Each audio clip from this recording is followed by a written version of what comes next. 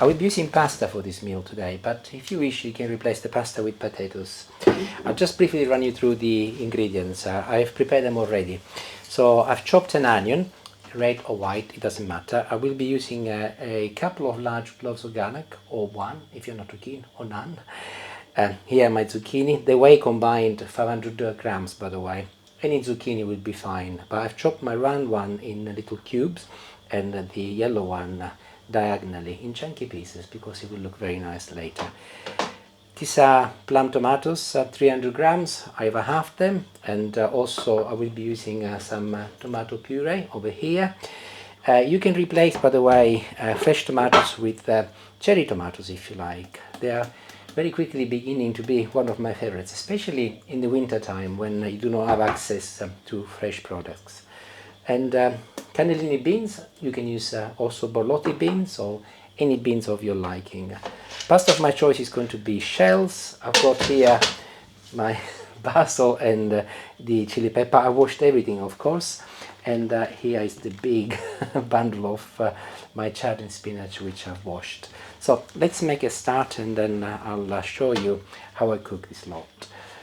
Olive oil in a frying pan, and I'll turn my hob on, and I'll make sure that it goes into a medium setting, and I'll start by adding my chopped onion first.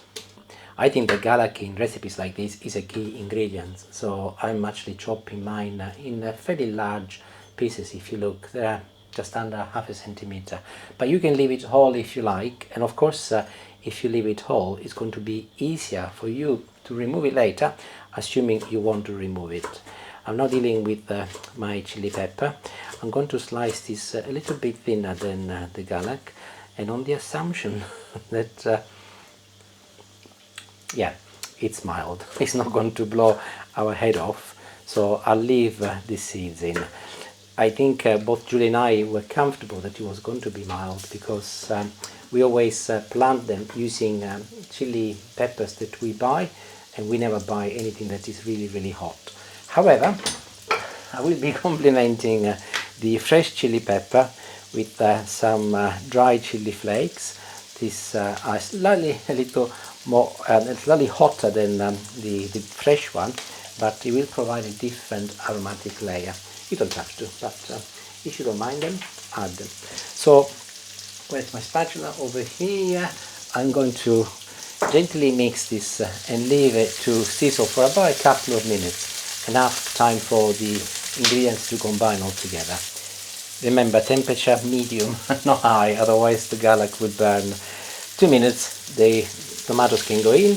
I'll mix them all in, and I will leave now everything to cook for about 5 minutes, enough for the tomatoes to start releasing their juices. And by the way, I strongly recommend that you do halve them, especially if you're using fresh tomatoes, because you want the juices to come out. Oops, I nearly forgot the tomato puree, and I'm adding this at the same time as the tomatoes.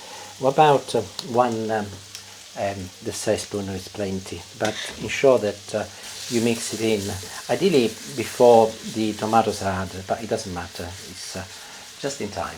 The tomato puree, by the way, does two things. It provides a little bit more depth in terms of color, but also, being that it is sweeter, it complements the fresh tomatoes, a bit like the fresh chili and the dry chili flakes. So 5 minutes.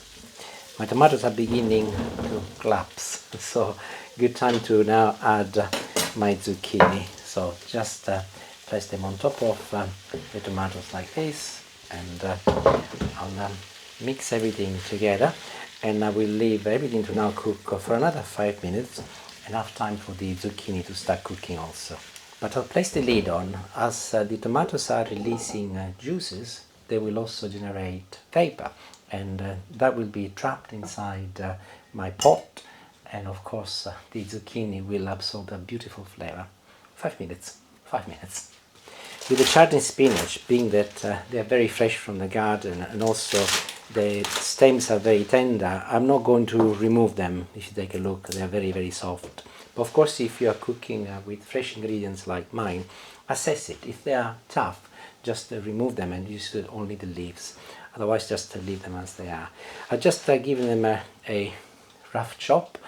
You can of course use frozen spinach if you like, or green leaves. Sometimes in supermarket here, or I think they're called spring greens. You can buy spring greens. They're very, very cheap, and they will be also suitable. Any leafy greens will be good, including cabbage if you like. If you like cabbage, it's also very good for this recipe. Anyway, 5 minutes are up, and we can now move on. Ooh, smell is good. Next job is to add my beans, and as I often do with these things, my thing is broken, so I'm going to use some scissors. That is annoying when it happens. Most probably I'm not doing it right, but I'm going to be very careful there. And I'm going to keep the water and add everything in, followed by my first batch of fresh basil. I will add some now and some at the end when the dish is cooked. And I'm going to add also 750 milliliters of water, which I've just boiled. I've got my kettle handy in case I need some more later, but I'm going to turn the temperature up and I'll wait until this reaches the boil. It means that my water was hot already, it doesn't take any time at all. So, time to add my conchiglie pasta, and also, by the way, I should have mentioned macaroni is also a very good choice of pasta. But I like the conchiglie because you will see, it's already happened, that the beans will go inside the shell, and I think it's lovely when you're eating and there is your pasta and the bean is sitting inside. Okay, so I'll leave this to cook for no more than 4 minutes. I want the pasta to partly cook before I add the greens, so I'll see you in 4 minutes. And the reason why I go for 4 minutes is because that is half of the total cooking time of my shells. So I just added the zucchini flour, by the way. If the pasta you choose to cook requires longer, just add half it. So if, for example, it's 10 minutes, cook it for 5 before you add the greens. And by the way, which is what I'm doing right now, do not worry, it looks like it's not gonna fit. This is very typical of greens, and this big sense of grandeur will soon disappear as soon as I place the lid on, and I will trap everything inside, and they will shrink considerably. But I'm going to turn the temperature down now on medium to high so that it doesn't go mad, and I'll see you in 4 minutes. Let's take a look. Told ya. Look how much they've shrunk by. Always amazes me, I don't know why, but I'm gonna go in and turn it so that start mixing with everything now. It should be considerably easier, and then I'll give it another minute or two and then it'll be ready. By the way, when you're cooking meals like this, do not worry too much if the pasta cooks a little bit longer, because it's actually a typical feature, in my experience, of pasta being okay even if it's soft. It's kind of a soupy dish, and it is very normal, so it doesn't have to be al dente unless you really want it to. But of course the best thing to do is to always test it, so and then we'll be able to see for ourselves. See, at the moment it's al dente, which is okay if that's what you like, but I prefer to cook mine a little bit further, so 1 more minute. Okay, turn it off, and I can move on to the next stage, which is something that most probably you will have guessed already. More basil first, and that is will add more flavor now at the end. And I can hear you. It's gonna put more oil in. Of course I am. That's the law, especially if you come from Sicily. So a generous amount, as there is quite a lot here, and this actually is something which I will also be eating tomorrow for my lunch. I'll put it in the fridge and then I will reheat. And I think it's one of those few pasta dishes which reheats very well. However, I need to be patient. I'll place the lid on and I'll leave it for 1 more minute to give it time for the basil and the oil to do their magic. And of course, unless you add cheese or vegan cheese, this is another dish which is suitable for people on a vegan diet. A lot of Italian and Sicilian, I should say, dishes are actually really suitable for vegan. Not because they are vegan, it's just the natural way of cooking. They keep it simple, and inherently the dish is vegan by nature. So I'm just dishing it up, and I'll get some of my broth. Broth is definitely imperative, important. So I would not try and make this creamy, by the way. It's a different type of dish.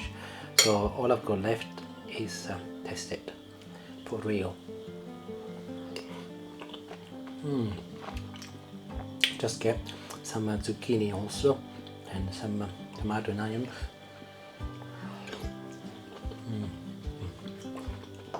It's delicious, even if it's piping hot. And the beauty about these dishes is that they often eat them in the summer, and in Sicily you can get temperatures of late 30 to mid 40s easily in the summer, and there you go, lunchtime they eat something like this because it's delicious. Let me know if you make it, and hopefully it's another dish which will complement some of the other dishes from the series. Thank you for watching, and until next time, ciao ciao, bye.